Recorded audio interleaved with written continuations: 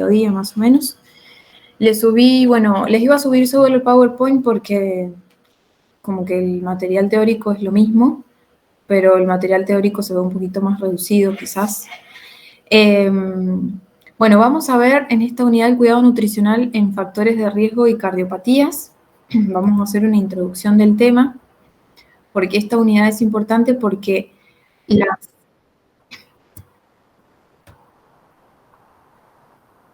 no se olviden de colocar el presente todos los que se han conectado, por favor, recién o a último momento.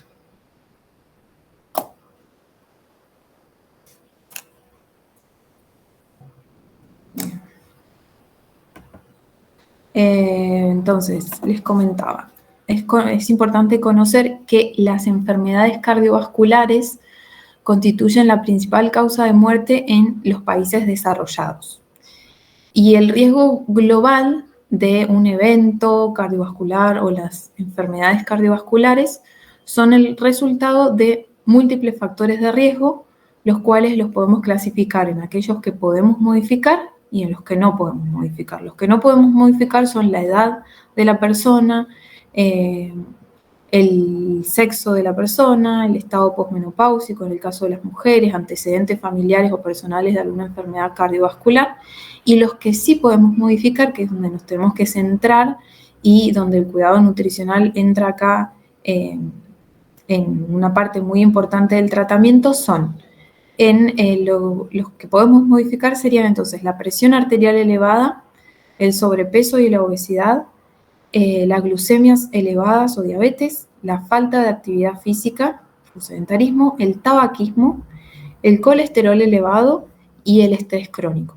O sea que todos estos factores de riesgo en una persona, si una persona tiene todos estos factores, es muy probable que su riesgo global sea alto, es decir, de sufrir un evento cardiovascular, ya sea un infarto agudo de miocardio o un accidente cerebrovascular, por ejemplo.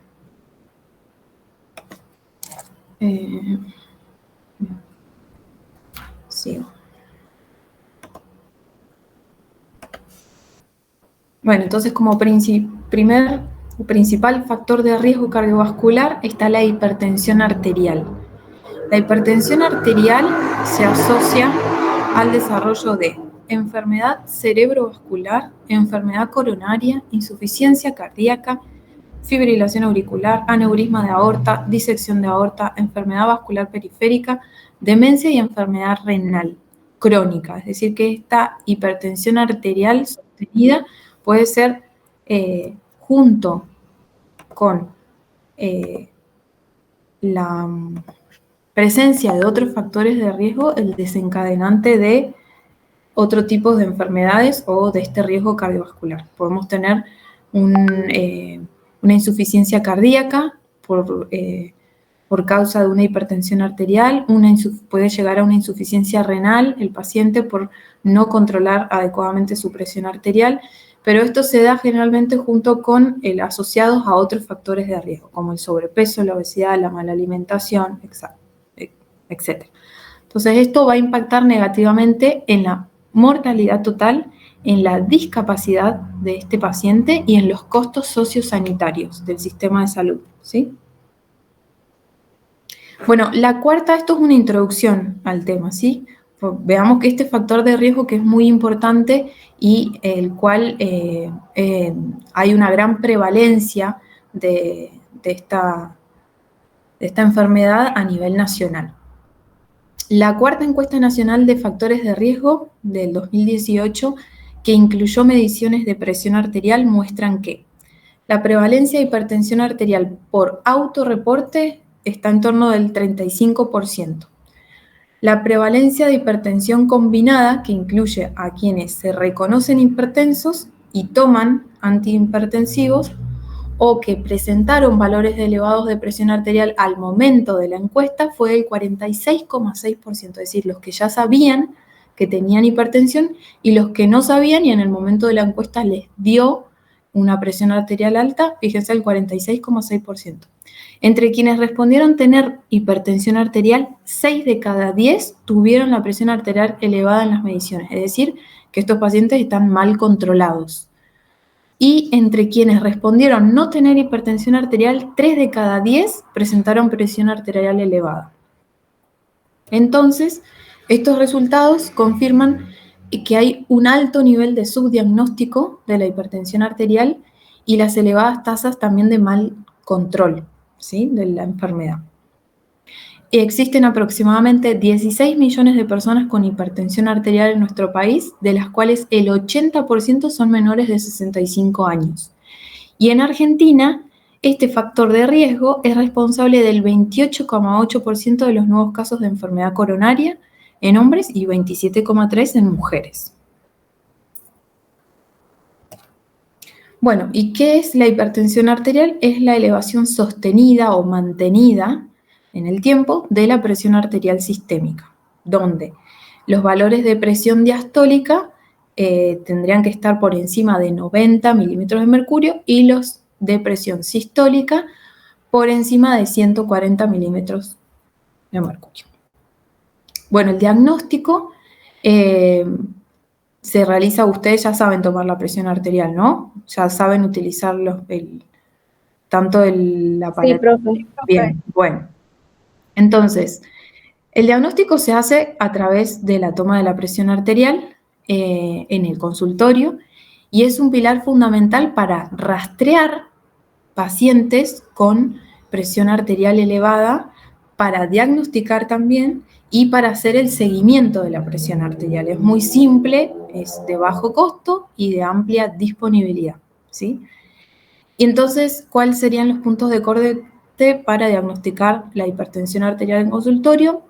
Se utilizan valores promediados de al menos 2 tomas de presión arterial sistólica y diastólica, con los valores que nombré hace un ratito, en al menos 2 consultas realizadas en diferentes días. Es decir, que necesitamos 2 valores anormales en 2 tomas realizadas en diferentes días.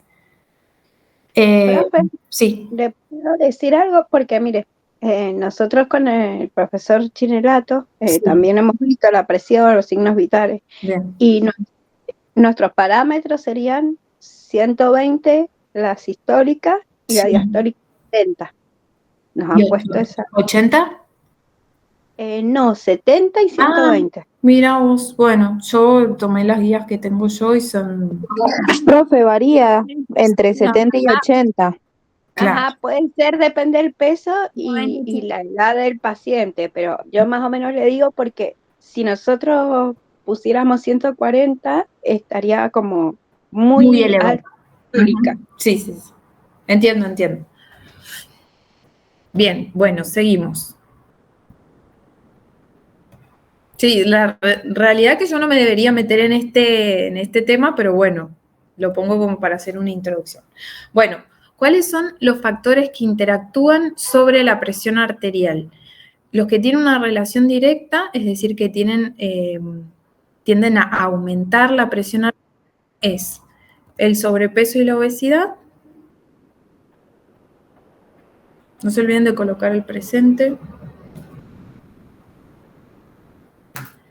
El sobrepeso y la obesidad, es decir, que a mayor peso corporal, mayor va a ser la presión arterial, los valores de presión arterial, el consumo excesivo de sodio en la alimentación, el consumo excesivo de alcohol, el consumo excesivo de cafeína y el sedentarismo o inactividad física. Y los que tienen una relación inversa, es decir, que tienden a disminuir los valores de presión arterial, serían una alimentación con consumo de ciertos minerales como el potasio, calcio y magnesio y la realización de ejercicios moderados, de intensidad moderada o ejercicios aeróbicos. Y bueno, ¿qué ocasiona una hipertensión arterial no controlada y sumada a otros factores de riesgo como el sobrepeso, el sedentarismo, la mala alimentación? Puede llevar al desarrollo de complicaciones como un accidente cerebrovascular, un infarto agudo de miocardio, una insuficiencia cardíaca, una arteriosclerosis por lesión de vasos sanguíneos o la insuficiencia renal. No me voy a meter en el tema de síntomas porque en general la hipertensión no genera síntomas. Y vamos a ver el tratamiento en general. El tratamiento de la hipertensión arterial tiene 3 pilares fundamentales que son el cuidado nutricional, o sea, una alimentación saludable y reducida en sodio, modificación del estilo de vida del paciente y la farmacoterapia, que según la Organización Mundial de la Salud, esto está por muy en general, pero obviamente depende de cada paciente, ¿sí? Se recomiendan que en el caso de hipertensión arterial leve podemos modificar la presión arterial modificando nuestra alimentación con una alimentación saludable, reducida en sodio y modificando ciertos comportamientos de nuestro estilo de vida, si por ejemplo somos sedentarios o somos adictos a fumar o al alcohol, modificando estos 2 puntos en 3 a 6 meses, si los cumplimos, y no se han obtenido resultados, se pueden utilizar medicamentos. Y en el caso de hipertensión más complicada, moderada, severa o mayores de 65 años, se ponen en práctica los 3 puntos del tratamiento. Es decir, que aunque el paciente esté tomando medicación, no debemos descuidar el punto 1 y el punto 2 del tratamiento, porque es un tratamiento integral.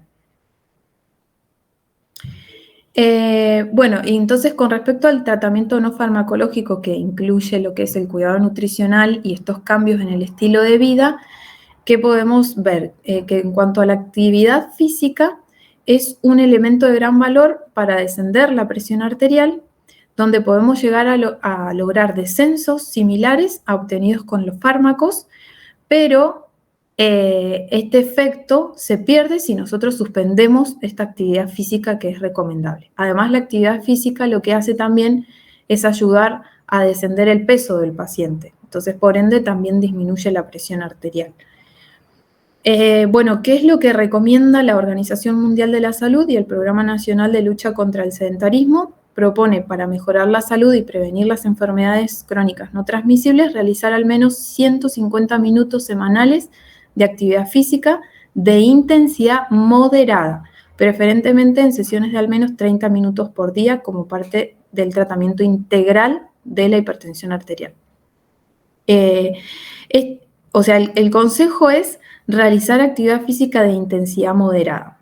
Y esto, por ejemplo, poniéndolo en práctica, una intensidad moderada sería bailar, sería realizar un trote, por ejemplo, correr. No es caminar. Caminar es una intensidad leve de actividad física. Obviamente, el consejo de la actividad física va a depender de cada paciente, del estado de cada paciente. Si tenemos un paciente con una hipertensión arterial muy elevada, por ahí se conviene suspender el inicio de la actividad física o realizar actividad física muy leve, tipo caminatas, para evitar las complicaciones. Pero en pacientes que por ahí tienen una hipertensión leve, podemos aconsejar este tipo de actividad física, bailes o trotar, porque es la intensidad moderada es la que tiene este efecto en reducir la presión arterial.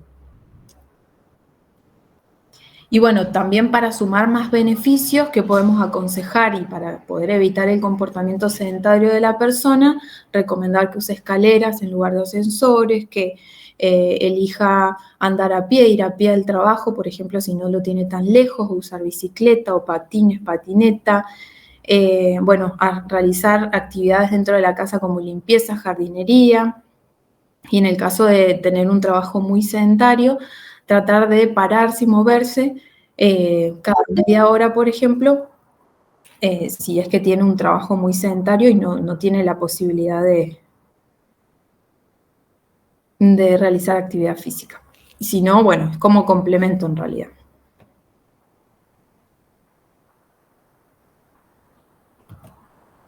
Y con respecto al hábito de fumar, lo que se le va a aconsejar es que el tabaco, incluso un solo cigarrillo al día o fumar salteado, es un factor de daño endotelial directo, porque tiene muchas sustancias tóxicas, y es un factor de riesgo coronario, tanto independiente como multiplicador de los factores de riesgo principales como diabetes, dislipidemias o hipertensión arterial no controlada. Es decir, aquellos pacientes que tienen ya alguna de estas enfermedades, sumar el tabaquismo aumenta el riesgo cardiovascular, ¿sí? De producir un evento como un infarto o un accidente cerebrovascular.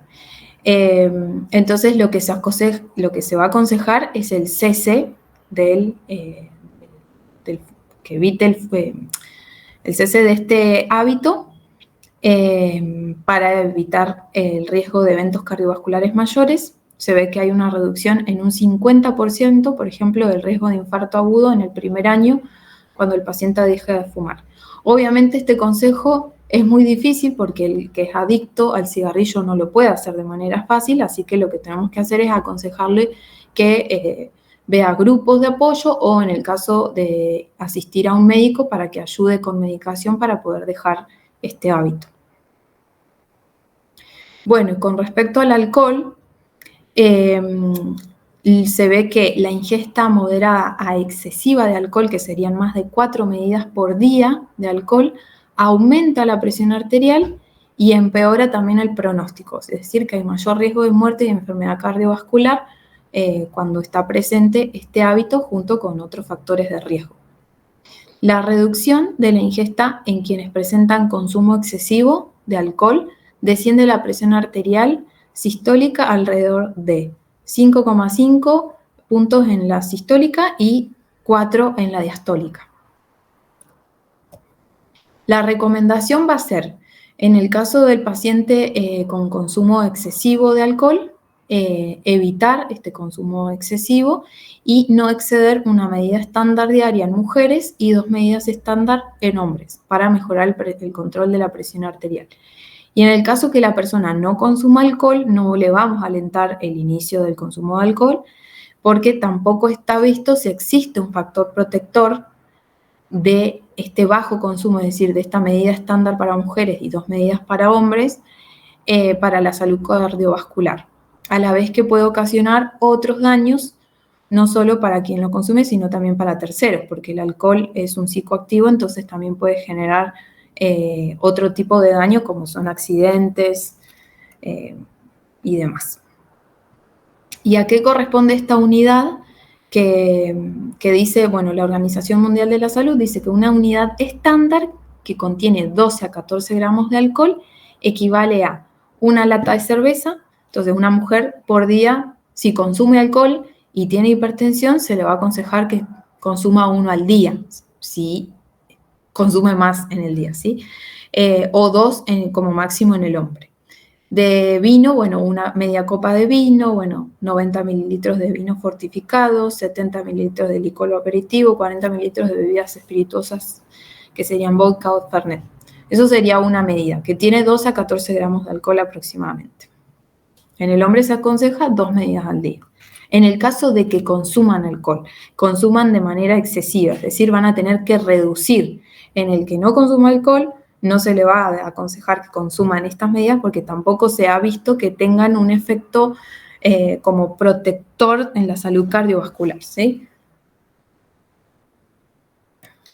Y bueno, en el caso de la dietoterapia o el cuidado nutricional, ¿qué se tiene en cuenta? Se va a tener en cuenta el peso corporal del paciente y la alimentación del paciente.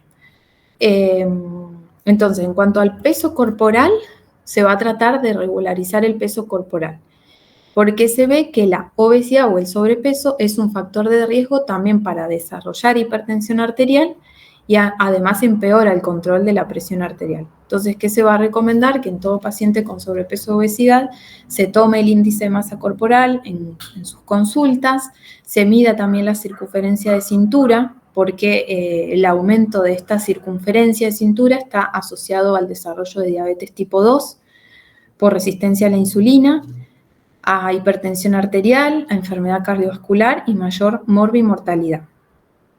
Y se va a alentar obviamente a toda persona que tenga un sobrepeso o obesidad, reducir el peso, ya que además de traer beneficios o poder reducir valores de presión arterial, trae otros beneficios para la salud. ¿Qué se aconseja? Lo que se aconseja es que cada paciente llegue a un índice de masa corporal saludable. Entonces, en el caso de personas con sobrepeso o obesidad, descender de peso hasta obtener, por ejemplo, un índice de masa corporal menor a 25. Algunos dicen que menor a 27 ya hay menor riesgo cardiovascular. y personas con normopeso tratar de mantener siempre el índice de masa corporal dentro de la normalidad. El descenso de peso siempre, cuando se hace un descenso de peso, se hace de forma gradual, lento, para poder después sostenerlo en el tiempo, y bueno, hasta alcanzar la meta.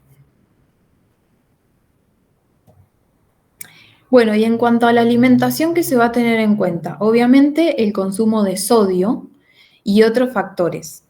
Con respecto al sodio, uno de los factores importantes causantes de la elevación de la presión arterial es la ingesta de sodio.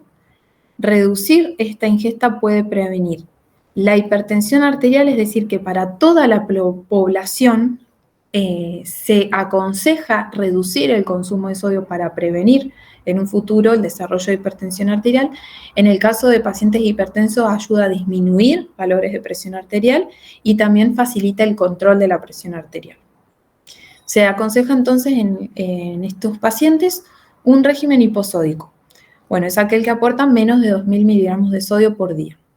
Y les puse la clasificación de las dietas hiposódicas, de que, bueno, tenemos diferentes restricciones de sodio, del nivel de sodio, donde fíjense, hay dietas donde la restricción va a ser muy severa, que van a consumir menos de 500 miligramos por día, o menos de 1.000 miligramos por día. En el caso, por ejemplo, de un infarto agudo o una insuficiencia cardíaca, se hacen restricciones bastante importantes.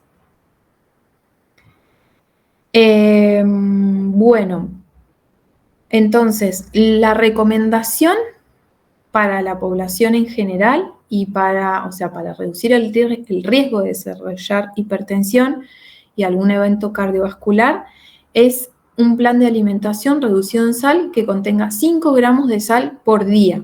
Esto equivale a 2 gramos de sodio por día o 2.000 miligramos de sodio por día.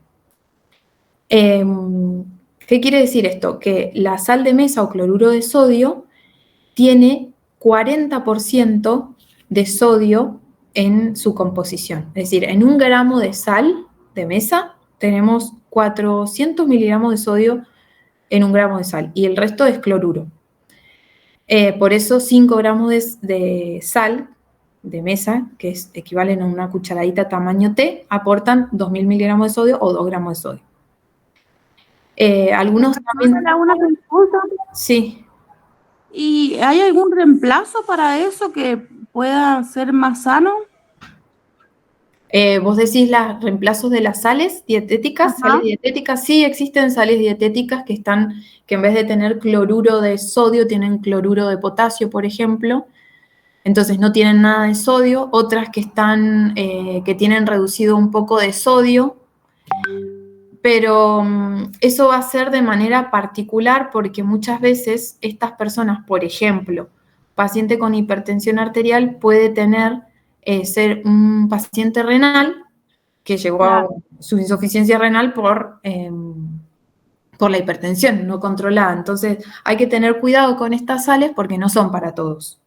Aquel paciente quizás que, le cueste, no tenga ningún otro factor de riesgo asociado, sino que sea quizás sobrepeso, hipertensión arterial y no tenga una insuficiencia renal, bueno, le podemos indicar una de estas sales porque no hay riesgo con el potasio ni el cloro, pero no se adapta a la gente mucho a este tipo de sales porque no son muy ricas. Entonces, no. Y las sales, la sal del Himalaya y todas esas nuevas sales, que además tienen otros minerales, por eso que se aconsejan mucho, tampoco, porque también tienen sodio, entonces no porque sea sal del Himalaya va a ser más buena que la sal de mesa o cloruro de mesa, ¿se entendió? Ajá. Sí, gracias, profe. Bien, bueno. ¿Y qué es lo que pasa? Que se estima que a nivel de población el consumo de sal supera los 10 gramos por día, o sea, estamos consumiendo alrededor de 400 miligramos de sodio en el día, o sea, duplicamos lo que se recomienda para prevenir y para disminuir la presión arterial. ¿Por qué se duplica? O sea, ¿por qué duplicamos esta ingesta? Porque, bueno, hay estudios que revelan que el consumo total de sodio en la alimentación se da por alimentos procesados, que es el 75% de nuestra alimentación, viene del sodio que consumimos en la alimentación, viene por consumir productos procesados, es decir, los que vemos en el supermercado, las latitas, los paquetes, los congelados, las conservas. El 15% del sodio que ingerimos viene de la sal que añadimos durante la cocción de los alimentos y el 10% del sodio contenido naturalmente en los alimentos, que están en todos los alimentos, cereales, lácteos, frutas, verduras, huevo, etc. ¿Por qué? Bueno, ¿por qué se da esto que ingerimos mayor consumo de los alimentos procesados? Porque todos los alimentos procesados utilizan el sodio como un aditivo para usarlo para cualquier tipo de fin, sea por ejemplo propianato de sodio, sulfito de sodio, carbonato de sodio, glutamato monosódico, también los edulcorantes como ciclamato de sodio, sacarina sódica, se usan para elaborar, para producir la conservación del producto, para darle otro sabor al producto, por ejemplo. Entonces no nos damos cuenta que a través de estos alimentos nosotros estamos incorporando el sodio en nuestra alimentación en mayor cantidad. Y bueno, ¿cuál es el contenido aproximado de sodio en los alimentos de consumo habitual? Fíjense, yo les puse como en un semáforo en donde los alimentos que tienen mayor contenido de sodio están en rojo, en la columna del rojo, y serían, fíjense que son todos procesados. Bueno, la sal gruesa o la sal fina de mesa, fiambres y embutidos, quesos duros, es decir, los quesos para rallar, reggianito, provolone, roquefort, parmesano, los caldos y las sopas concentradas, los cubitos, las sopas que vienen en sobres, las conservas y enlatados, que vemos, por ejemplo, conservas, no sé, de arvejas, de choclos, de legumbres, alimentos en salmuera, por ejemplo, bueno, no me sale, aceitunas, no me salía, snacks y productos de copetín, papitas, chisitos, aderezos comerciales, mayonesa, el ketchup, la sabora, manteca y margarinas, pan y galletitas, salsa de soja y productos congelados, o sea, los que están todos en la heladera, no sé, las hamburguesas, las patitas de pollo, todo lo que viene, las masas para tartas, masas para empanadas, etc. ¿Alguien iba a decir algo? ¿Alguien le corté? No, yo dije lo más rico nomás. Ah, bueno, sí.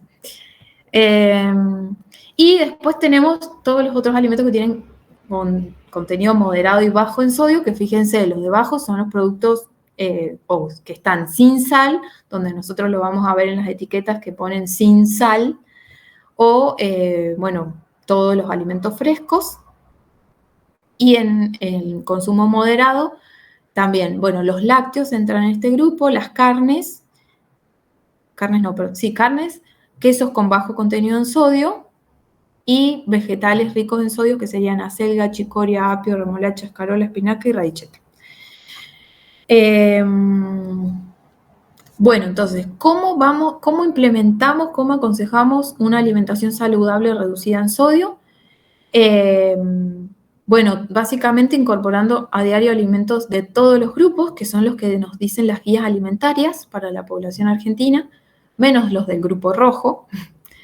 Tomar a diario 8 vasos de agua segura, bueno, consumir a diario 5 porciones de frutas y verduras. Esto es lo que dicen las guías. En el punto 4, que lo subrayé, es el más importante, reducir el uso de sal y el consumo de alimentos con alto contenido de sodio, es decir, de alimentos procesados. Tratar de hacer una alimentación más natural y fresca. Y a su vez vamos a aconsejar que para esta alimentación, para un paciente con hipertensión, consuman productos descremados o bajos en grasas y eviten frituras o la utilización de las grasas. ¿Por qué? Porque la hipertensión arterial asociada a una mala alimentación puede llevar a un riesgo de una aterosclerosis, es decir, una formación de la placa de ateroma que puede producir un infarto. Profe, una pregunta. Sí. Con respecto al, ¿cómo se llama este? El edulcorante, que lo usan mucho la gente mayor para el mate, lo usan. ¿Qué podría? El stevia. Ajá, no, pero mi abuelo ocupan otra marca, creo que es Hileret. Sí. Parecido. Ojo, el Hileret tiene ciclamato. de sodio. Claro. ¿Sí? ¿Y qué se le puede ayudar? Porque él es hipertenso, por ejemplo. Y en todo caso elegir otro tipo de edulcorante, como ejemplo la sucralosa, la stevia. Aunque ahora no sé si escucharon la noticia, pero la Organización Mundial de la Salud desaconseja el uso de... Dicen que las stevia, pero en hojas, porque dicen que no es Profe, verdaderamente. No, igual el hileret rojo no es Sí. edulcorante, sigue siendo azúcar, pero refinada. Exactamente, Y fíjense. el azul y el verde dice hileret light, pero Ay. sigue siendo azúcar, no es edulcorante. Sí, hay diferentes hileret, porque, a ver, los edulcorantes tienen diferentes sabores. Por ejemplo, la sucralosa, la sacarina, el ciclamato tienen diferente sabor en el paladar. Entonces, lo que hacen es modificar por ahí la composición de sus edulcorantes para que se puedan utilizar para cocción o para que el consumo sea más agradable. Para mí, el más rico, que se parece más al azúcar y que no tiene muchas contraindicaciones, incluso se puede usar para cocinar, es la sucralosa. Y hay un hileret sucra. Creo que es hileret sucra, si no me equivoco. O sucaril. Sí, creo que es amarillo. Sí, ese. Yo igual lo del hileret rojo me lo vine a enterar no hace mucho, pues mi hijo no podía consumir azúcar. Claro. Y le comprábamos el hileret, que era el rojo, porque aparte era más rico, y después de un año me vine a enterar que no era edulcorante. Claro, porque hay que leer las etiquetas. Y bueno, claro, en ese sentido hay algunos que mezclan un poco de edulcorante no nutritivo con un edulcorante nutritivo, es decir, aquel que tenga calorías. Por eso, hay que siempre leer la etiqueta del edulcorante. Y en el caso de tener alguna restricción, el acesulfame K, por ejemplo, que tiene potasio, para el paciente renal tampoco. Lo que tratamos de aconsejar siempre es tratar de disminuir en la alimentación este umbral dulce o salado, que el paciente se acostumbre a los sabores naturales de los alimentos para disminuir este umbral y bueno, ya evitar estos alimentos muy dulces o muy salados y no elegir estos reemplazos. Entonces, por eso, hoy he escuchado una noticia que la Organización Mundial de la Salud desaconsejaba el uso de edulcorantes para, como una estrategia para la reducción de peso corporal, porque no ayuda a que el paciente pueda acostumbrar su paladar a evitar las cosas dulces. Entonces, lo estamos acostumbrando que siga gustándole lo dulce, entonces siempre se va a tentar frente a una factura, se va a seguir tentando porque va a seguir necesitando ese dulzor. Cambio, bueno, eso es lo que leí hoy. Y también me lo habían pasado, que eso no entré a leer la noticia, que modificaba la microbiota intestinal. Bueno, sí. Seguimos. Entonces desaconsejamos los productos muy descremados, muy refinados, porque la hipertensión arterial con una mala alimentación alta en grasas, por ejemplo, o alta en azúcares refinados, también son factores de riesgo para que ocurra una aterosclerosis y un infarto, ¿sí? ¿Y cómo reducimos el consumo de sal? ¿Qué es lo que tenemos que aconsejar? Bueno, que se cocinen sin sal los alimentos y que en todo caso se le agregue sal a la comida en el momento de la comida. Entonces sabemos que por día la sal de mesa son 5 gramos y tenemos que tener en cuenta que eso es lo máximo que podemos agregarle a la comida a lo largo del día. Evitar llevar el salero a la mesa, por ejemplo, darle más sabor a la alimentación utilizando condimentos aromáticos, jugo de limón, vinagre, cebolla, hierbas, especias en general, o haciéndole, por ejemplo, a las carnes un dorado inicial sin agregarle sal, le podemos crear una costra, incluso al pollo con limón, lo hacemos a la plancha y ese limón ácido le genera como un sabor saladito a la preparación, ya sea al bife o al pollo, por ejemplo. Como sellarlo, profe. Exactamente. Lo del salero es cierto lo que usted dice. Usted trae el salero a la mesa y le echan sal igual. Exactamente. Yo trato generalmente de no ponerlo. Bueno, tener en cuenta que los condimentos que son mezclas de hierbas, por ejemplo, condimentos para pizza, para pescado, esos que vemos para realizar, no sé, que ahora hay muchos nuevos de esos condimentos, tienen sal, así que ojo, o sea, preferentemente comprar el condimento suelto, o sea, el condimento orégano solo, albahaca sola, no sé. Y no usar saborizantes en polvo o caldos deshidratados como condimentos, que también vienen saborizantes en polvo, o los calditos deshidratados o en cubitos no los tenemos que utilizar para condimentar. Bueno, acá era lo que yo les decía, deshabituar el paladar al sabor salado. Las personas tenemos un umbral de captación de sodio que disminuye cuando mantenemos un consumo reducido de sal o de alimentos salados, o sea, va a disminuir. Y luego de algunas semanas sin consumir sal, la preferencia por el sabor salado se reduce y se comienza a disfrutar el sabor natural de los alimentos, al igual que con el sabor dulce. Retrasar y o evitar la incorporación de sal en las comidas de los niños, niñas y adolescentes, limitándolas en el ámbito familiar para aumentar la probabilidad de no elegirla en el futuro y preferir siempre alimentos naturales frescos o mínimamente procesados. Ahí nos aseguramos que muy poco sodio estamos incorporando a la alimentación. Bueno, como parte de la alimentación saludable, hay ciertos minerales que tienen función sobre la presión arterial. Por ejemplo, el potasio, el calcio y el magnesio. Tienen la función de producir un efecto hipotensor o reducir el riesgo de elevar la tensión arterial, porque algunos tienen función vasodilatadora, por ejemplo, o el potasio, por ejemplo, induce la relajación del músculo lisovascular y por tanto disminuye la resistencia vascular periférica.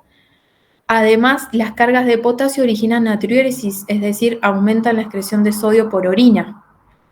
Entonces, un consumo de potasio y de sodio iguales hacen de que aumente la excreción de sodio. Se eleva, bueno, la ingesta de potasio se da a través de frutas y vegetales en general. Con respecto al calcio, como parte de una alimentación saludable, todos estos minerales los vamos a incorporar. El calcio a través de los lácteos y sus derivados, vegetales de hoja verde, por ejemplo, pescados con espinas, y el magnesio también en legumbres, semillas, frutas secas, cereales integrales y vegetales verdes.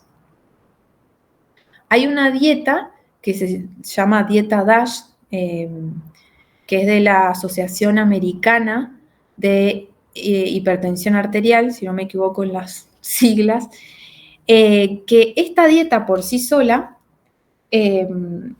o sea, se cree que es el modelo de alimentación tomado en su conjunto, lo que propone, más que un nutriente específico, el que produce este efecto sobre la presión arterial.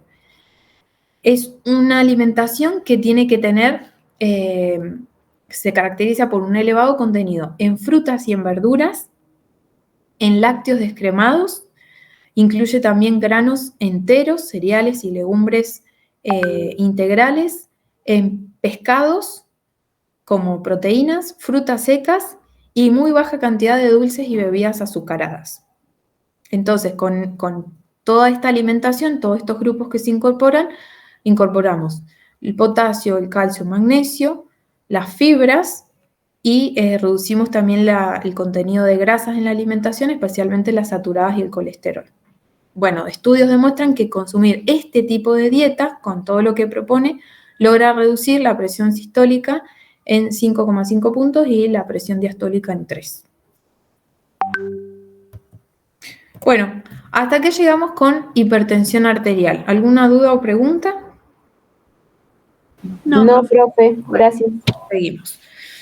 Entonces, ahora vamos a ver lo que es la insuficiencia cardíaca, que al referirnos de la insuficiencia cardíaca, lo hacemos abarcando un amplio abanico de patologías que tienen como un estadio final la insuficiencia cardíaca, como son, por ejemplo, la hipertensión arterial, las dislipidemias, el infarto agudo de miocardio, que ocasionan la pérdida de células miocárdicas del músculo, del corazón, luego de una injuria. Entonces, ¿qué es lo que pueden producir esta pérdida de células del músculo cardíaco? Un infarto agudo de miocardio, ciertas toxinas como el alcohol o drogas citotóxicas, alguna infección viral o bacteriana, como se vio en el COVID, que producía una miocarditis, estrés cardiovascular prolongado por la hipertensión arterial y enfermedad valvular, alguna enfermedad de las válvulas cardíacas, que pueden ser congénitas o adquiridas. Entonces, lo que ocurre es que en una insuficiencia cardíaca se va produciendo una debilidad en este músculo del corazón. Y esto hace que sea incapaz de poder mantener una adecuada circulación, porque el músculo tiene la función el músculo cardíaco de poder producir es como una bomba, o sea, bombea sangre, y para poder mantener una adecuada circulación, entonces esto se va perdiendo en una insuficiencia cardíaca, está más débil el músculo, y esto ocasiona desbalance en fluidos, causando edemas, especialmente en el edema pulmonar, al cual a su vez produce disnea o dificultad para respirar. ¿Me queda poco? Sí, profe. Bien, terminó la idea. Bueno, debido al descenso del gasto cardíaco, hay hipermetabolismo e incapacidad para absorber nutrientes de manera eficiente. Entonces, tenemos los pacientes con insuficiencia cardíaca son los que comienzan manifestando, por ejemplo, una incapacidad para hacer ejercicio, o sea, se cansan más rápido de lo habitual, o tienen la sensación de falta de aire, o bueno, a medida que avanza pueden comenzar con retención de líquidos, principalmente en edemas en pies, o bueno, ya producirse náuseas, anorexia, porque también puede retenerse líquido en abdomen, eso en una insuficiencia cardíaca avanzada. Entonces, el tratamiento de estos pacientes es un tratamiento médico-farmacológico y tratamiento nutricional. No nos vamos a meter en el médico, pero bueno, saber que es un tratamiento que al paciente se le va a indicar disminuir su actividad física, se va a incluir la oxigenoterapia y medicación, como por ejemplo diuréticos para resolver edemas, en el caso de tener que controlar la congestión de fluidos pulmonares, o digitálicos para poder favorecer la contractilidad del músculo cardíaco, ayudar a este músculo a que sí se produzca su función. Otras drogas pueden ser anticoagulantes, antihipertensivos, etc. Y en cuanto a la dietoterapia que tenemos que tener, cuando tenemos un paciente con insuficiencia cardíaca, tenemos que facilitar la alimentación, la digestión de los alimentos, porque la digestión de los alimentos también lleva un trabajo circulatorio. Entonces tenemos que tratar de evitar el trabajo cardíaco. Por eso comprende este tratamiento de determinar un valor calórico adecuado para poder normalizar el peso del paciente, implementar un régimen hiposódico, manejar consistencia y fraccionamiento adecuado y controlar el aporte de potasio y magnesio según diuréticos que esté utilizando. O sea que tenemos que tener en cuenta el peso corporal, hay que valorar la retención hídrica porque puede que tenga un aumento, o sea que el aumento del peso corporal no sea el real porque hay edemas, y se ve que, bueno, alcanzando un peso levemente menor al normal, producimos menos sobrecarga al corazón. Por lo tanto, la exigencia circulatoria de nuestro paciente y todos los parámetros estarían como más aliviados. Con respecto a la consistencia del fraccionamiento, bueno, mejorar el tema de la consistencia, que sea de fácil disgregación gástrica, más alimentos cocidos, frutas y verduras cocidas, carnes de fácil digestión. ¿Para qué? Para evitar este trabajo digestivo y por ende el circulatorio y por ende el cardíaco. Y bueno, con respecto al sodio, en paciente con insuficiencia cardíaca se le implementa un régimen hiposódico severo a estricto, que puede ser, bueno, normo, hipo, hipercalórico, depende del peso corporal, y adecuado gástrico, ¿sí? Entonces, la idea sería, el paciente con insuficiencia cardíaca, un plan de alimentación, una blanda gástrica, con una restricción severa estricta de sodio. ¿Alguien no? Ay, me decía alguien está intentando unirse. Bueno. Y no puede. ¿Hay algún alumno que quiere ingresar y no pueda? ¿Nadie le avisó? ¿A ninguno le ha avisado algún compañero? No. Salía que No. Ok, sigo. Bueno, entonces, caracteres en general de la alimentación en un paciente con insuficiencia cardíaca.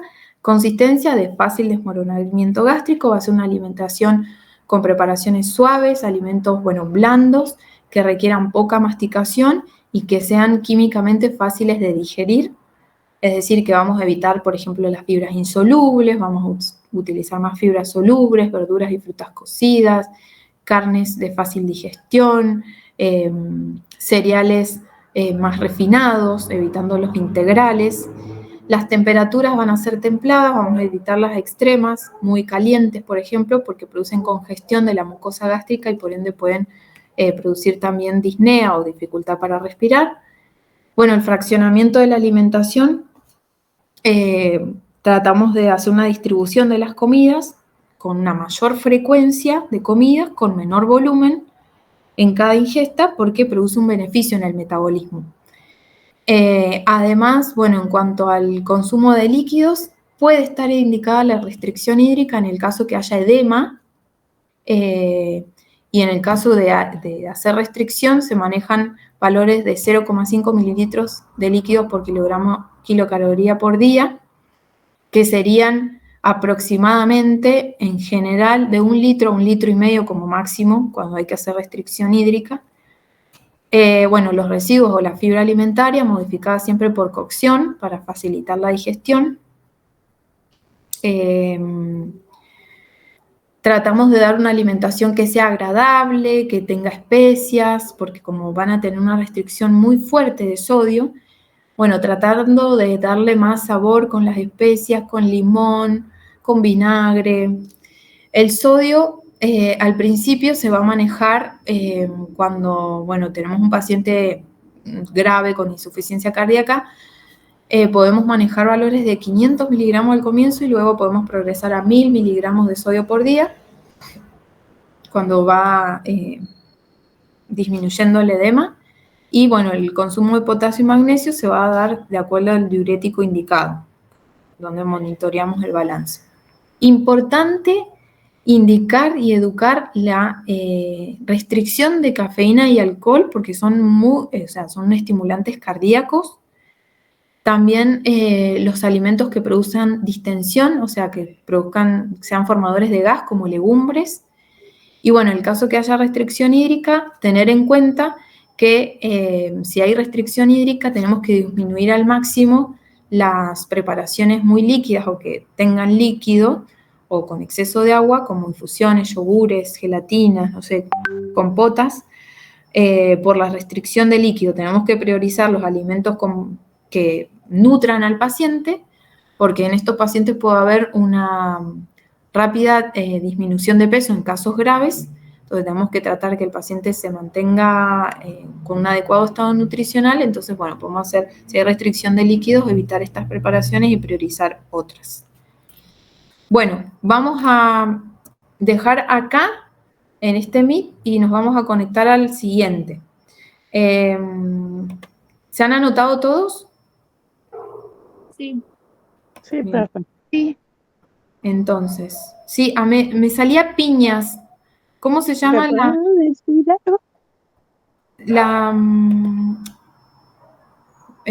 Con Piñas? ¿Cómo es el nombre de esta chica, de la alumna? ¿Quién la conoce? Profe, soy Piñas Jessica, recién acabo de entrar. Recién. Ah, porque me salía que no podías entrar, ¿puede ser? Sí, estaba intentando hace rato y no se podía. No, parece que era porque me parece que al compartir ya cuando estoy presentando, no sé, bueno, hubo un error ahí del Meet que no podíamos. Bueno, Bueno. por favor, todos coloquen el presente porque ahora tomo lista, o sea, voy a copiar ahora y el que no está anotado tiene ausente. Le decía, profe, que no es fácil ser nutricionista entonces en un hospital. Por eso pasan todos los días. Sí, tal cual. La verdad que debe ser re difícil. Bueno, yo no lo soy, pero la que es sí lo debe ser. Bueno, ¿se anotaron todos? Ah, bien. Bueno, profe, yo me voy al otro Meet. Sí, pueden irse al otro Meet. Yo ya me desconecto y pongo el otro Meet.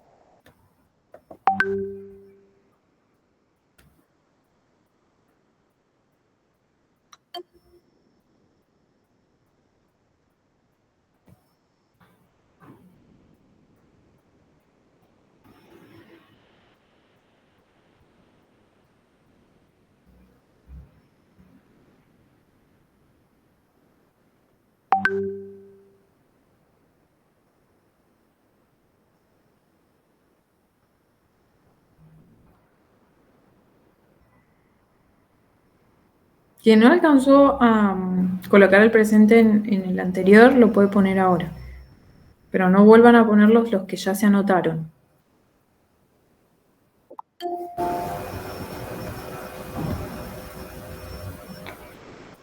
Bueno, éramos 59, así que voy a esperar un poquito.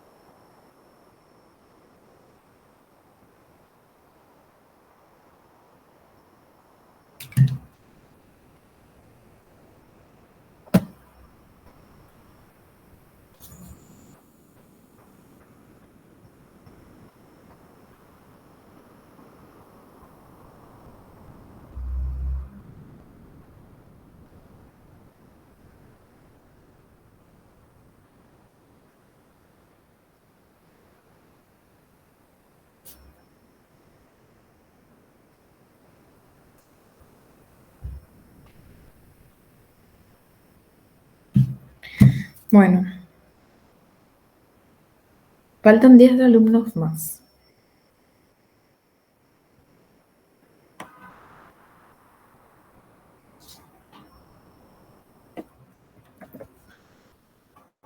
Paso lista de los que quedaron. Seguimos.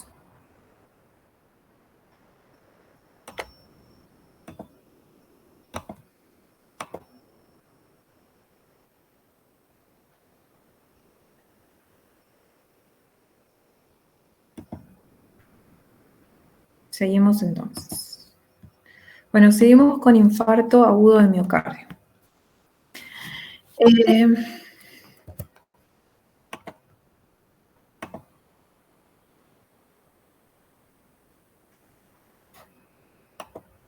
Seguimos entonces. Bueno, el infarto es la necrosis, es decir, la muerte del músculo cardíaco causada por el aporte inadecuado de oxígeno a la célula miocárdica. Entonces, quien se encarga de llevar oxígeno a las células miocárdicas son las arterias coronarias. Cuando éstas se estrechan por alguna causa, el músculo queda sin oxígeno y se produce la muerte del músculo, ¿sí?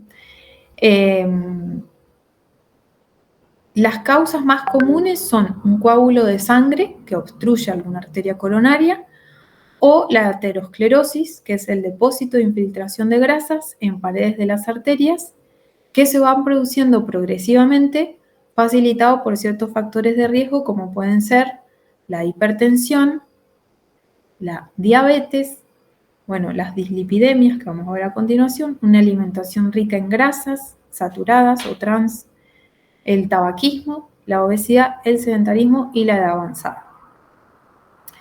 Bueno, los síntomas típicos de un infarto agudo de miocardio es el dolor tipo peso en la zona del esternón, bastante intenso y en ocasiones irradia hacia la mandíbula, cuello, espalda, brazo izquierdo o derecho.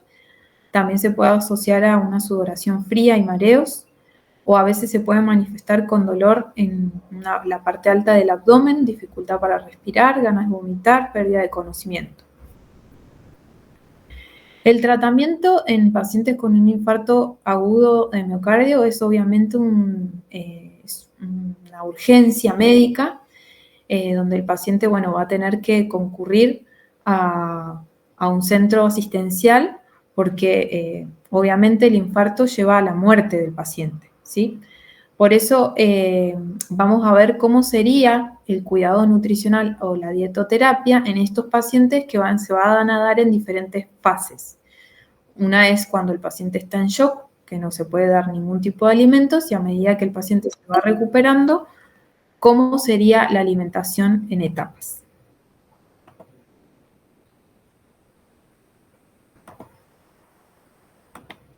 Entonces, al inicio, bueno, el paciente va a requerir una indicación de analgésicos para el dolor, oxigenoterapia, reposición de fluidos endovenosos para controlar el shock.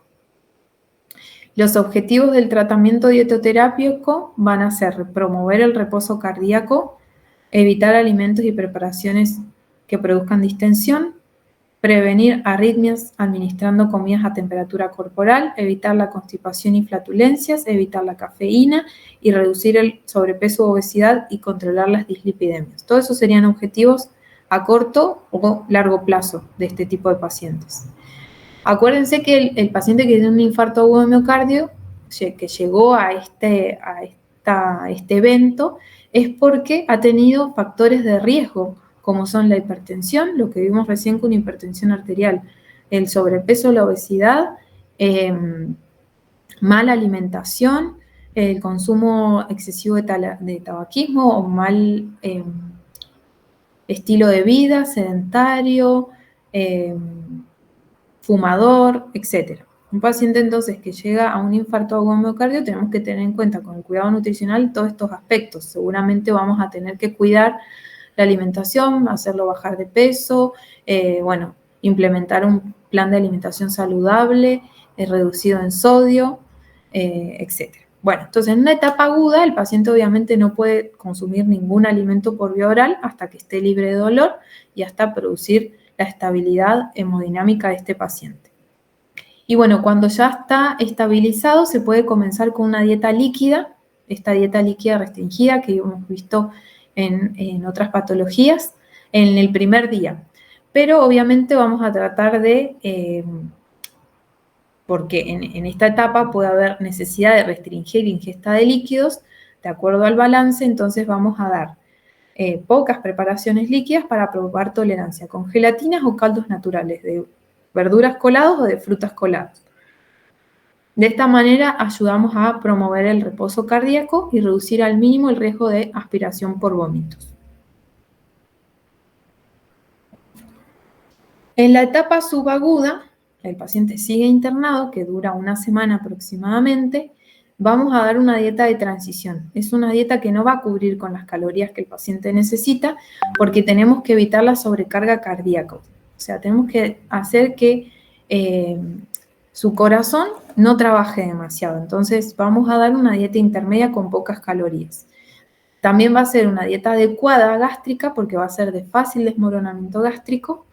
Entonces, incorporamos preparaciones como, por ejemplo, frutas y verduras cocidas y en pequeñas cantidades, van a ser dadas en progresión, primero con las que menos cantidad en fibras tienen, zapallo, zanahoria, manzana. Las carnes, bueno, sin grasas, de fácil disgregación gástrica, como el pollo primero, en el inicio, quesos blandos y descremados, pastas refinadas, es decir, pastas de laminado fino o arroz. Tratamos de reducir también las ingestas, o sea, el volumen de las ingestas y fraccionado en varias preparaciones a lo largo del día con menor volumen.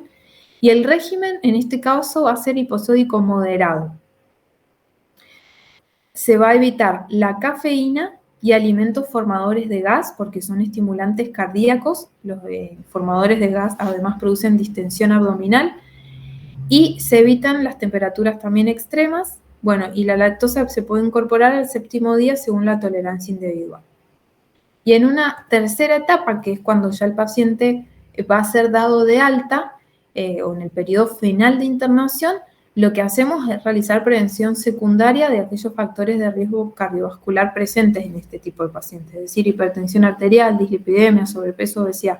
Se va a tratar de realizar prevención secundaria, tratando de hacer, en el caso de la alimentación, una educación nutricional, modificando también el estilo de vida del paciente. Si en el caso de fumador, dejar el tabaco; en el caso de ser alcohólico, disminuir el consumo de alcohol o evitarlo; y en el caso del sedentarismo, tratar de moverse un poquito más. Y el plan de alimentación es el adecuado sería la dieta DASH, esa que tiene todos los alimentos que ayudan a tener una buena salud cardiovascular. Bueno, seguimos con dislipidemias. ¿Alguna duda hasta acá? No, profe. No, Bien, este sería el último tema, y luego les digo qué temas entrarían en el parcial. Por ahora esta unidad entra toda la unidad, los 4 temas, y recuerden que el parcial, bueno, después lo van a anotar. Recuerden que la próxima clase es feriado y el próximo jueves también va a ser virtual, así que de acá hasta junio, la primera clase de junio creo que sería, o la segunda clase. No, la primera clase de junio, no, la segunda clase de junio, que es presencial, tenemos el parcial. O sea que no nos vemos presencial hasta el parcial, ¿sí? Cualquier duda, cualquier cosa me escriben por mensajería del instituto. De igual manera vamos a tener una clase más virtual para despejar dudas antes del parcial. Bueno, seguimos. Bueno, las dislipidemias también son un factor de riesgo cardiovascular. Se definen como alteración en los niveles de lípidos, o sea, de las grasas en sangre, fundamentalmente colesterol y de triglicéridos.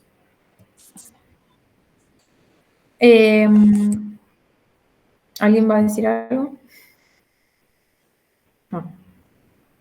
Sí. Estos temas, recuerden que los pueden ver en el libro de Torresani o de Rodota. Lo pueden ampliar si quieren para ver algunas cuestiones que quizás no pongo para no ser muy rebuscada, pero que pueden ver exactamente cómo puede ser el tratamiento dependiendo de cuál es el riesgo global de enfermedad cardiovascular. Porque para cada persona, a los pacientes se les determina el riesgo global, que eso va a depender de la edad del paciente, de los valores de presión arterial, de la presencia o no de colesterol alto, de la presencia o no de diabetes, de obesidad. Entonces, para cada paciente, de acuerdo a sus valores, se determina un tipo de riesgo, y en base a ese va a ser el tratamiento. Si necesita o no medicación, si necesita o no modificar la alimentación, el estilo de vida, que eso va a estar siempre presente, pero más que nada también para determinar cuánto tiempo se va a realizar un tipo de tratamiento y luego modificar con otro tipo de medicación, etc. Bueno, seguimos. Entonces, está demostrado que los niveles elevados de colesterol en sangre con otros factores de riesgo, como por ejemplo tabaquismo, hipertensión, diabetes, aumenta notablemente el riesgo cardiovascular global, es decir, la posibilidad de sufrir un infarto o un accidente cerebrovascular. El exceso de colesterol en la sangre produce la acumulación del mismo dentro de las arterias, fenómeno que se conoce como aterosclerosis. Eso hace que las arterias disminuyan el calibre, fíjense, acá en este caso hay un coágulo, y comprometiendo la llegada de sangre, oxígeno y nutrientes a diferentes órganos, como por ejemplo el corazón, entonces producir un infarto, al cerebro, producir un accidente cerebrovascular, al riñón, a los ojos, etc.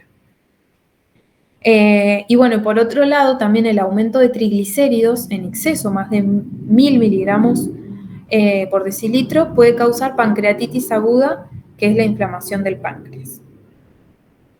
Bueno, los tipos de dislipidemias pueden ser primarias, es decir, pueden ser por errores genéticos, entonces el paciente ya tener una dislipidemia, o puede ser secundaria por alteraciones adquiridas por efecto de tipo de alimentación, de fármacos o de patologías.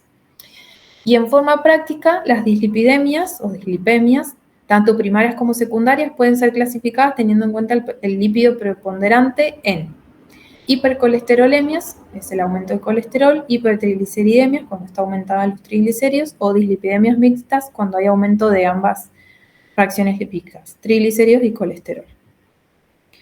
Entonces, a lo que a nosotros nos importa son las dislipidemias secundarias, es cuando podemos modificar ciertos factores para poder producir un tratamiento hipolipemiante. Entonces podemos tener en cuenta estos factores que están vinculadas, las dislipidemias secundarias, al estilo de vida del paciente, porque se asocia al consumo excesivo de alcohol, puede desarrollar hipertrigliceridemia, alimentación rica en azúcares y harinas y grasas refinadas, como las grasas trans, también puede producir un aumento de triglicéridos en sangre, la obesidad central, vinculadas a enfermedades como diabetes tipo 2, enfermedad renal, colestasis, hipotiroidismo, anorexia, o vinculadas también al uso de fármacos. Por ejemplo, estrógenos. No sé si han escuchado que creo, ha habido una persona que salió en la tele, no me acuerdo si era modelo, por el uso de anticonceptivos que le dio una ACV. No sé si han escuchado. Bueno, los anticonceptivos dicen de que pueden aumentar los niveles de colesterol en sangre, corticoides, diuréticos, etc. ¿Están escuchando? Sí, ¿no? Sí, profe. Sigo. El diagnóstico o cómo se determina, básicamente con una analítica en sangre, donde vemos el perfil lipídico. En general, los niveles adecuados de colesterol son diferentes en cada persona y dependen de sus antecedentes médicos y la presencia de otros factores también de riesgo cardiovascular. Como regla general, el colesterol total debería ser menor a 200 miligramos por decilitro y los triglicéridos menor a 150 miligramos por decilitro. Y ¿cómo interpretamos esta analítica cuando vemos el LDL o el HDL? Que tenemos que tener en cuenta luego porque la alimentación va a influir en las fracciones lipídicas del plasma. Tenemos que tener en cuenta que el colesterol y las grasas no se pueden transportar de manera libre en la sangre, que es un tejido acuoso la sangre. Como son lípidos, no se pueden disolver en líquido. Entonces, ¿cómo se transportan? Por la presencia de lipoproteínas, como el HDL, LDL, vamos a tener las VLDL, las IDL, o kilomicrones. De esa manera se transporta el colesterol, los triglicéridos. Las lipoproteínas de baja densidad, es decir, las LDL, se denominan de baja densidad porque tienen poca proteína en su transporte.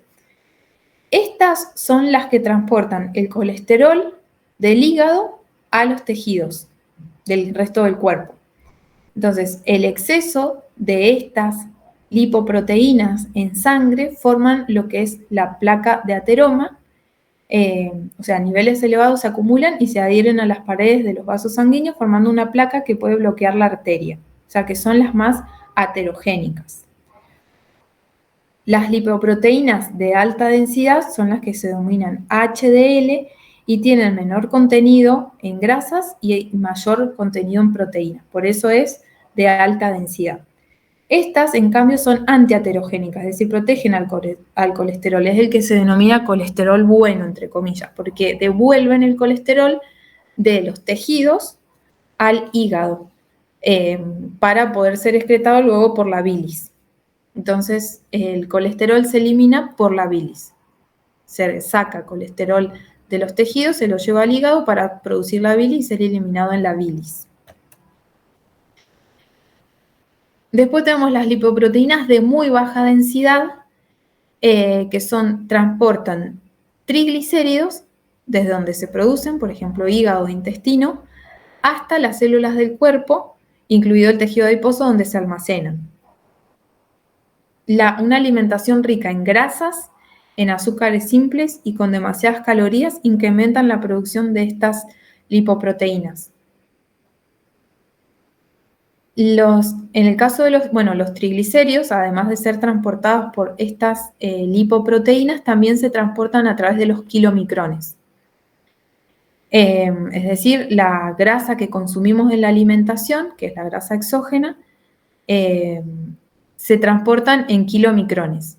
Y la endógena, o sea, los triglicéridos endógenos, que son producidos en el hígado, por ejemplo, se transportan a través de estas lipoproteínas. Y bueno, los niveles elevados de triglicéridos también se asocian con mayor probabilidad de desarrollar enfermedades cardiovasculares que se denomina hipertrigliceridemia. O sea, el exceso de colesterol en sangre es hipercolesterolemia y el exceso de triglicéridos en sangre, hipertrigliceridemia. Y bueno, ahora veamos cuál es el efecto de los diferentes tipos de grasas que consumimos a través de los alimentos sobre este perfil lipídico, es decir, sobre estas lipoproteínas. Por ejemplo, las grasas saturadas son las que aumentan el colesterol LDL y por ende el colesterol total. ¿Dónde encontramos las grasas saturadas? En todas las grasas de las carnes, de vaca, cordero, cerdo, en la piel de pollo, en las grasas lácteas, leche y todos los derivados, quesos, y también aceite de coco y de palma y manteca de cacao. Entonces, las grasas saturadas tienden a elevar el colesterol LDL. Las grasas monoinsaturadas, que representan el omega 9 o el ácido oleico, en cambio tienen la función de disminuir el colesterol LDL y no modifican la fracción HDL. ¿Dónde encontramos las monoinsaturadas o el ácido oleico? En el aceite de oliva, en el aceite de canola, de soja, en frutas secas, en la palta, en las aceitunas y dentro del reino animal en la yema de huevo. También otra fuente es el ácido alto oleico, el aceite de girasol alto oleico. Grasas poliinsaturadas. Recuerden que las poliinsaturadas son dos, los omega 6 y omega 3. Dentro del omega 6, los ácidos grasos que los representan al omega 6 son el ácido linoleico y el araquidónico. Estos ácidos grasos tienden a reducir el nivel plasmático de colesterol LDL, pero también del colesterol HDL. Así que ojo, o sea, el exceso de este también tiende a reducir el colesterol bueno. ¿Dónde encontramos estos ácidos grasos? En la mayoría de las semillas y frutas secas, en granos y derivados, especialmente, por ejemplo, en los aceites vegetales de girasol y maíz. El omega 3, donde los que representan al omega 3 son los ácidos grasos linolénico, eicosapentaenoico, que es el EPA, y el docosahexaenoico, que es el DHA. El omega 3, representado por estos ácidos grasos, tienen efecto antitrombogénico, es decir que dentro de estos, de los omega 3, el EPA y el DHA tienen la función de reducir los triglicéridos y las lipoproteínas de muy baja densidad, es decir, las VLDL. Bueno, tienen un efecto antitrombogénico, disminuyen el riesgo para arritmias, trombosis, reducen los triglicéridos, la tasa de crecimiento de la placa aterosclerótica y levemente la presión arterial. También reducen la respuesta inflamatoria y mejoran la función endotelial. Bueno, los omega 3 tenemos dos fuentes alimentarias, los que provienen de fuentes vegetales, que son el ácido linolénico, están en las semillas de chía y de lino, tenemos que molerlas para obtener estos ácidos, en las nueces pecan y pistachos y aceite de oliva. Y el EPA y el DHA encontramos en pescados y mariscos. Acá yo les puse ¿En qué tipo de pescados podemos encontrar gran contenido de omega 3? Serían la caballa, el arenque, el salmón, atún, bacalao, camarón, lenguado y merluza. ¿Cuántos de ustedes consumen alguno de estos pescados en la semana? Y una vez a la semana, por lo menos. Bien, y el más común es comer la merluza, el filet de merluza, pero fíjense que la caballa tiene un montón de contenido en omega 3. Ojo con las embarazadas, porque no se aconseja el consumo de caballa en la embarazada y de otros pescados, porque pueden tener mercurio, no como es, unos metales muy pesados que pueden, bueno, producir efectos en el embarazo. Pero fíjense no que sé. sí, ojo Pero, con la caballa. profe, Sí. por ejemplo, el uso de omega 3 en las embarazadas sí se recomienda. Sí, Porque, por ejemplo, yo cuando estaba embarazada, yo lo tomaba en cápsulas. Ah, mira vos, qué bueno. ¿Te lo habían recomendado o vos lo tomaste por...? No, justo la nutricionista a la que fui, Sí. ¿se acuerda que yo soy la que le comentaba el agua de kefir? Ah, sí. Bueno, esa nutricionista es como bastante, Muy bien. tiene unas técnicas bastante muy especiales y yo consumí una pastilla en la mañana y una en la tarde. Qué bueno. Bien. Sí, y desarrolla el cerebro del bebé y todo. Claro, exactamente. Ujú. Eso es el omega 3, pero el ojo con pescados que tienen gran contenido en metales pesados, que sí pueden ser, o sea, tienen omega 3, pero además, por las aguas donde están, pueden tener metales pesados como plomo, mercurio o azufre, creo que eran, que pueden ser perjudiciales para el bebé. Por eso, dentro de esa lista, la caballa sería uno. Pero no es que se prohíbe por el omega 3, sino por otro tipo de características. Sara había levantado la mano. ¿O no? ¿O se equivocó? Bueno, seguimos. Entonces, ¿qué aconsejamos?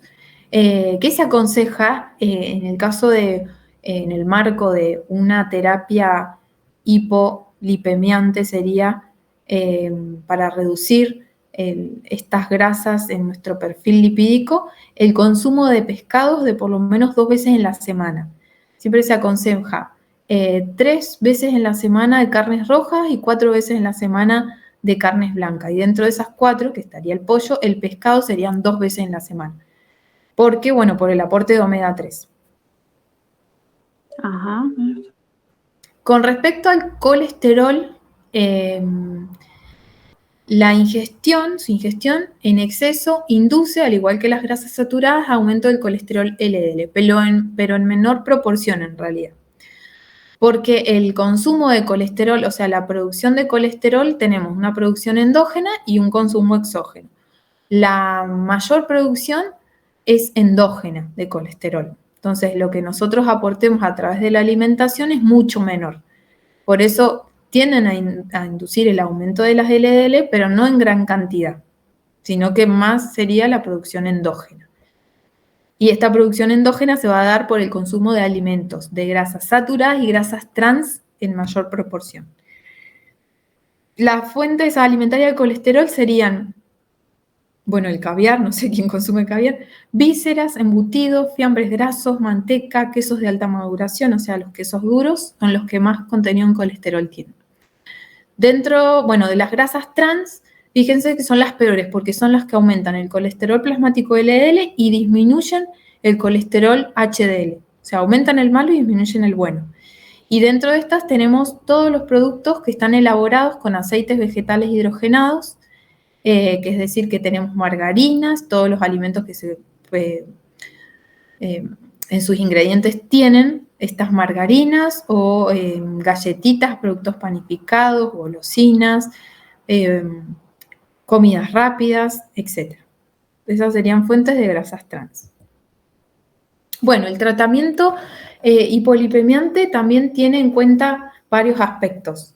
Al igual que vimos con los otros factores de riesgo, uno es el cuidado en la alimentación y el modificar el estilo de vida del paciente, porque producen un mayor riesgo cardiovascular, y la farmacoterapia. Tenemos, bueno, de acuerdo a la toma de la medicación va a depender del riesgo global de cada paciente.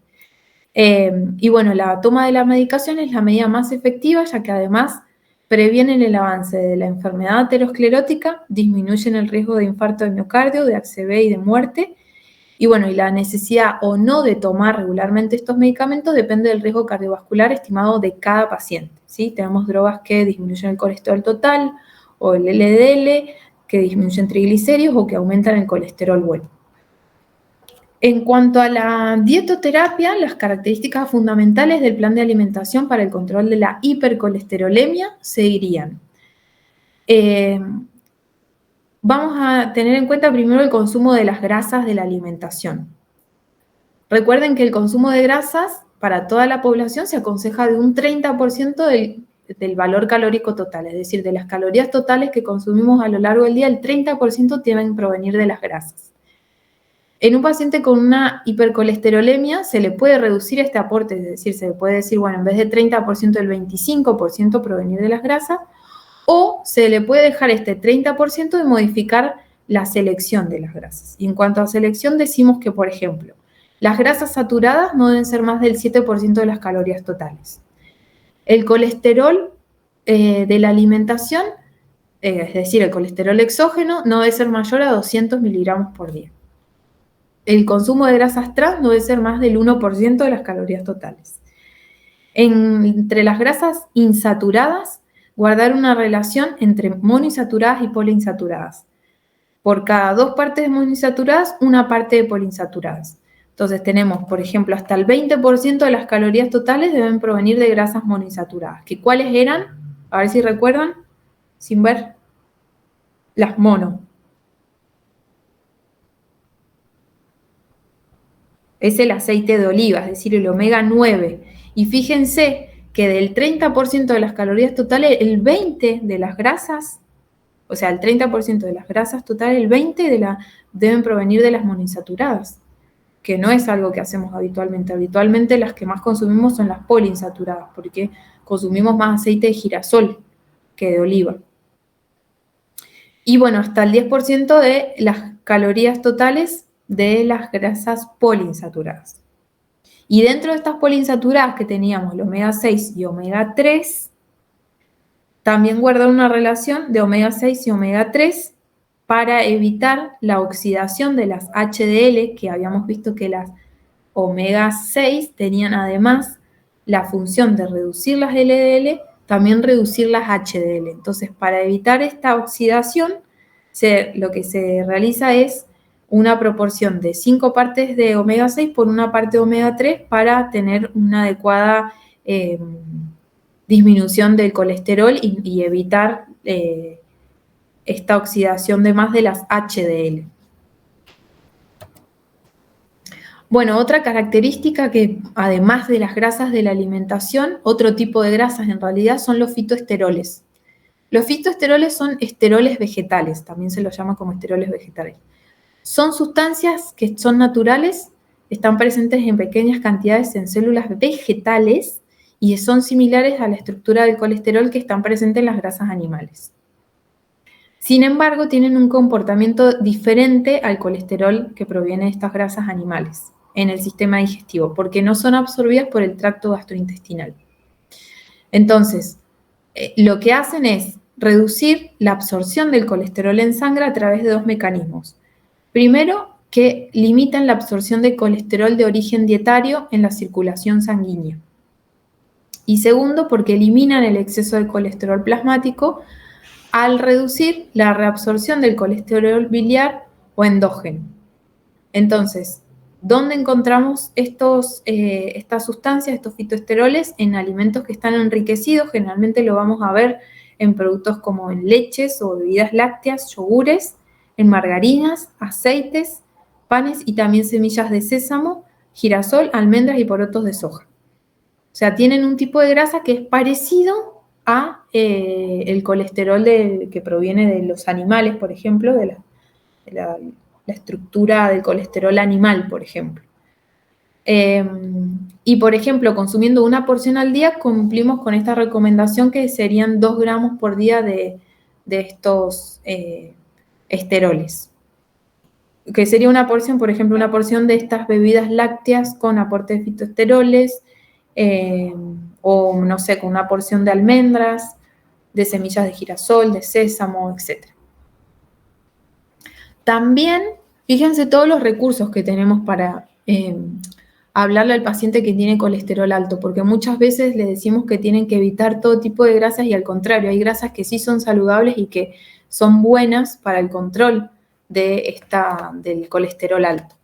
Y bueno, y también la fibra soluble tiene una función porque tiene una función a nivel de reducir la absorción del colesterol en sangre, en su metabolismo, en su fermentación y en todo su metabolismo. Lo que hacen es reducir la absorción de colesterol en sangre. Lo que se aconseja es que dentro de las fibras solubles sean consumidas de un 10 a 25 gramos por día de estas fibras, y donde las encontramos en legumbres como soja, garbanzos, porotos, en avena, en cereales integrales, especialmente avena y cebada, o sea, avena integral, salvado de avena o avena, tiene fibra soluble. O la cebada, que no la consumimos mucho. Y frutas cítricas como manzana, zanahoria, brócoli y maíz también tienen este tipo de fibras. Bueno, ¿hasta acá vamos bien? Ya terminamos. En general, entonces, la dietoterapia, las características del plan de alimentación para un paciente que tiene alteraciones en sus fracciones lipídicas serían: en cuanto al aporte calórico, manejar un plan de alimentación que se ajuste al peso del paciente. Si tenemos que bajar de peso, va a ser importante para disminuir el riesgo cardiovascular, y si tiene un peso normal, bueno, mantener este peso saludable.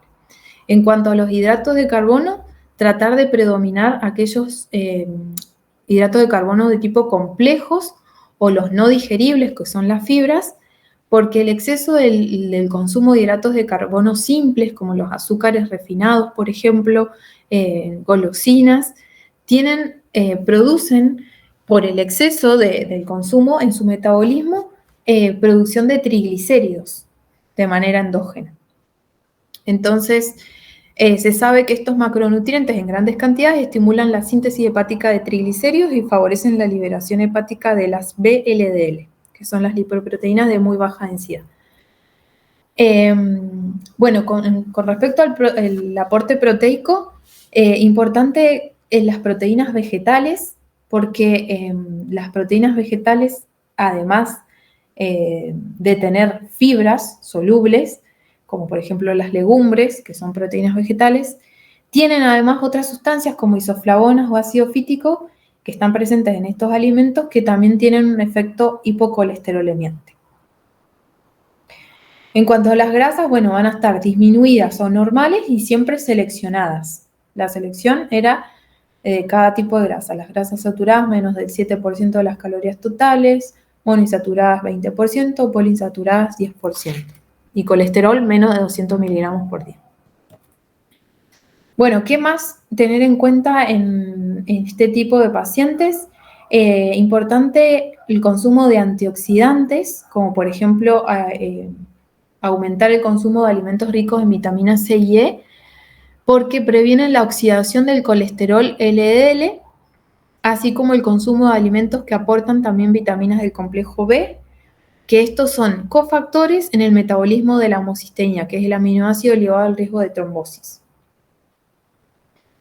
Bueno, ¿qué más? Y bueno, en cuanto al alcohol, también, ¿qué le vamos a aconsejar? Lo mismo que vimos en hipertensión arterial. El exceso de colesterol, en este caso, lo que ocasiona también en su metabolismo un aumento de triglicéridos. En exceso produce triglicéridos. Por lo tanto, no vamos a aconsejar el consumo. Y tampoco, a ver, si bien dicen que las cantidades, en cantidades moderadas, es decir, de una medida en mujer y 2 medidas en hombre, pueden tener un efecto de elevación de la fracción HDL por tener compuestos fenólicos, principalmente el vino, también se asocia al aumento de los triglicéridos del consumo de alcohol. Entonces, por lo tanto, no lo vamos a aconsejar. En el paciente con colesterol alto que tome alcohol, La recomendación es una medida como máximo en mujeres y 2 medidas como máximo en el hombre. Otra recomendación no le vamos a dar.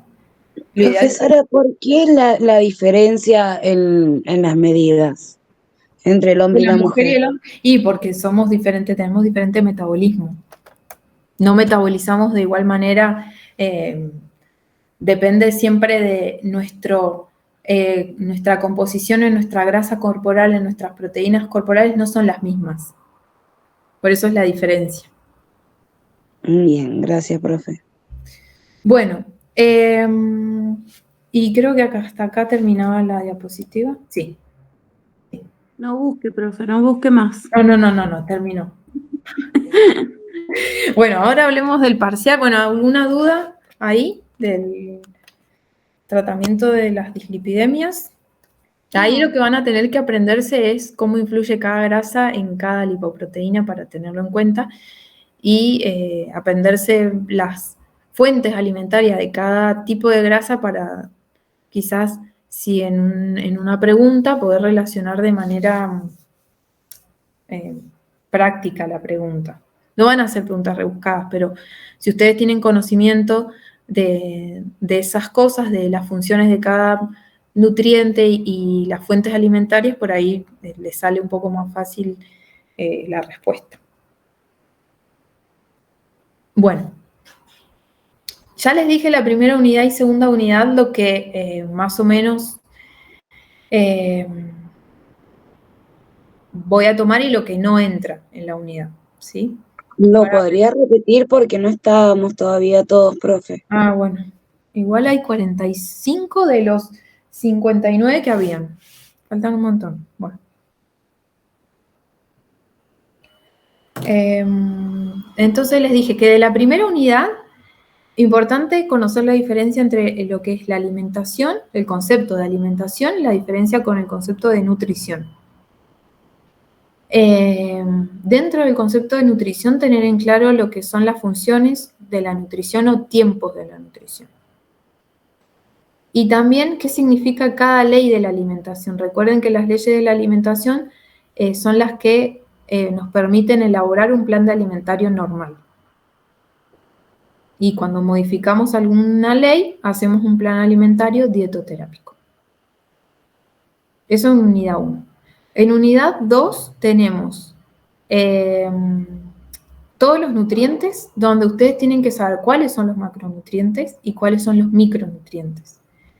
Y dentro de los macronutrientes me voy a centrar mucho en las funciones principales de cada nutriente y bueno, en los alimentos fuentes. ¿Sí? Profe, ¿en cada macro dijo las funciones? Sí. Gracias. Les recuerdo que el parcial va a ser escrito, obviamente, va a ser múltiple opción y verdadero o falso. Las preguntas de múltiple opción van a tener una opción correcta, así que estudien a conciencia. No van a tener... En la unidad 2 entraría macronutrientes y ¿cuál más? Y bueno, micronutrientes, sepan cuáles son los micronutrientes, que son las vitaminas y los minerales. Dentro de las vitaminas tenemos las liposolubles y las hidrosolubles. No voy a pedir función de cada una, pero bueno, sepan dónde en general se encuentran, que generalmente en productos, bueno, en todos en general tenemos vitaminas y minerales, pero frutas y verduras vamos a encontrar los minerales principalmente. ¿Qué más? Y bueno, lácteos también, carnes, bueno, en todos los grupos están. Dentro de la unidad 2 está lo que va a entrar también son las guías alimentarias para la población argentina. Fíjense qué son, cuáles son los mensajes, cuál es la gráfica. Y fíjense que yo les puse dentro de cada grupo qué aportan, cuál es la medida que se recomienda y bueno, eso. No les pido que lo sepan exactamente, que la porción de carnes es la mano, una palma de la mano, pero que interpreten eso, la gráfica. Para poder interpretar la gráfica van a tener que leer ese grupo de alimentos, cada uno.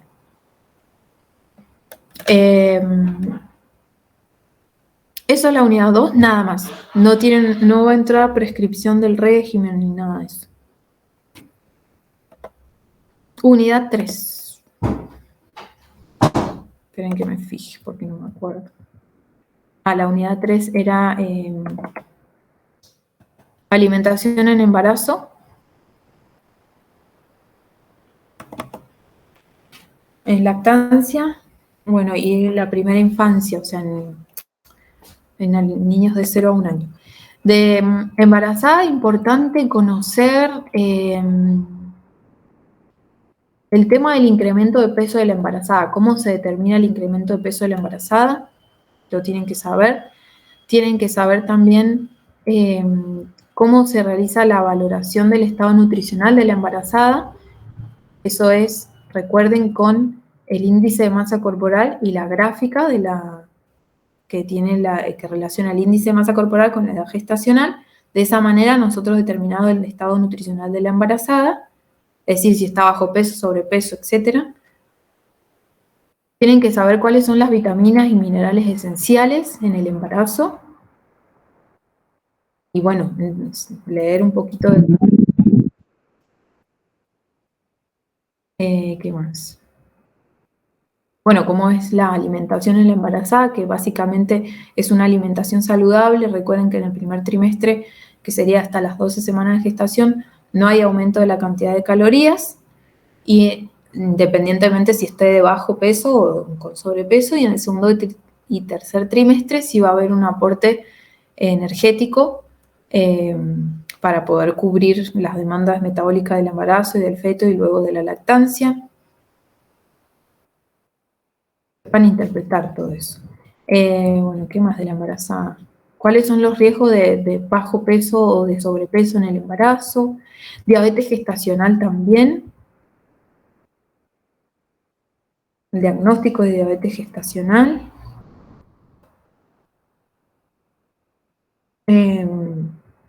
La lactancia materna, importante conocer la composición de la leche materna, qué es lo que la diferencia de las fórmulas lácteas. Recuerden que la leche materna tiene enzimas que las fórmulas no tienen. ¿Qué más tienen?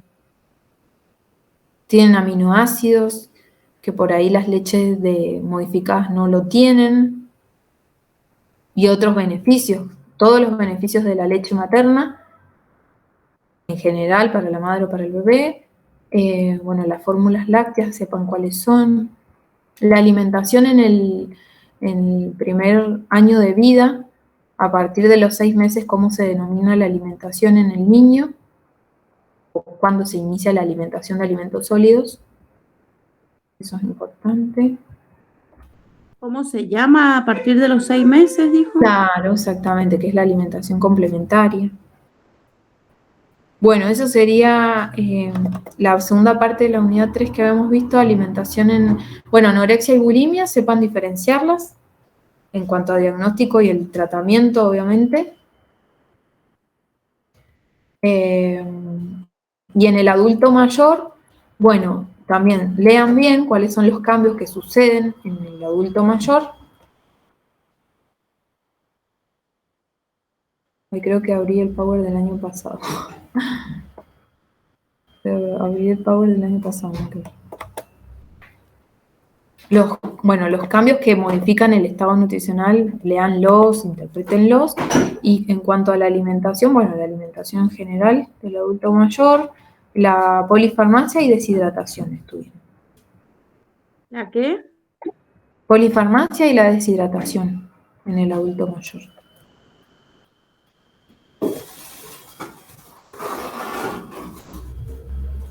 Y...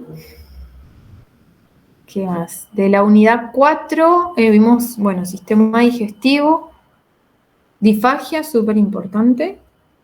De la disfagia, ¿qué tienen que saber? No les voy a preguntar, por ejemplo, de líquidos. El cambio en la viscosidad de líquidos, cuál es la viscosidad pudding, por ejemplo, o cómo se hace. Sino que sepan ustedes entender cómo es la alimentación en una disfagia, qué modificaciones se hacen en líquidos, se hacen en sólidos, y también se tienen en cuenta alimentos que estarían prohibidos y en el momento de la comida, cuáles son las indicaciones en general, ¿sí? Bueno, sepan las complicaciones también de la disfagia. ¿Qué más? Luego tenemos de disfagia, reflujo. Bueno, las pautas de asistencia nutricional en reflujo pueden ir, que está muy relacionado con gastritis, así que vean la dieta blanda gástrica y reflujo y bueno, lo pueden asociar. Nada más de ahí. Hemorragia digestiva no.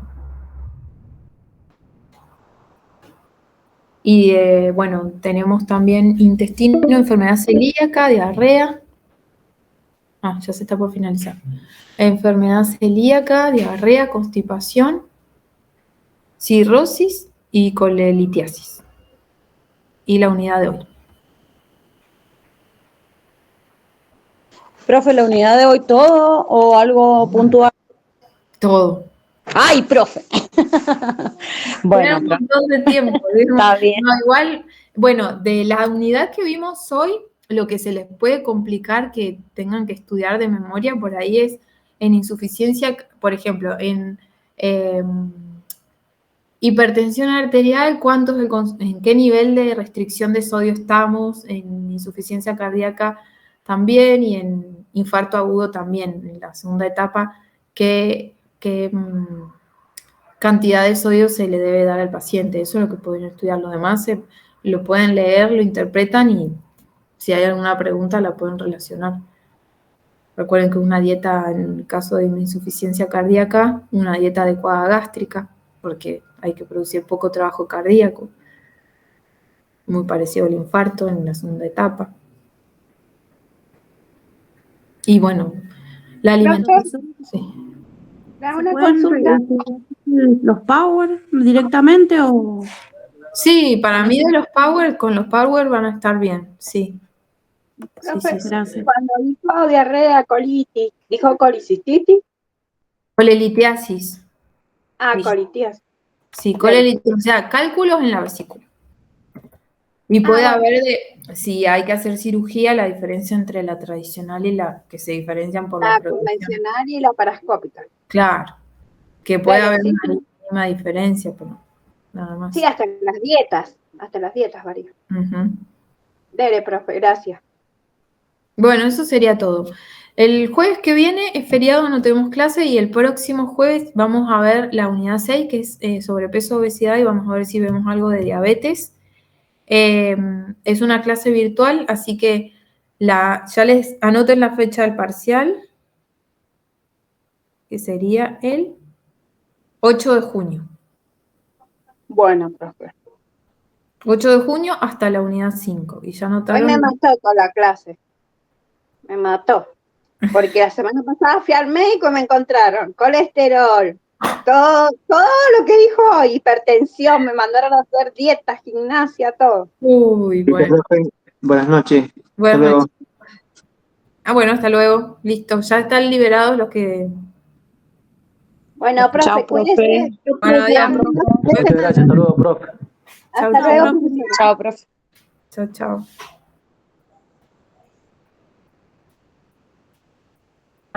Chao, profe. Adiós. Bueno.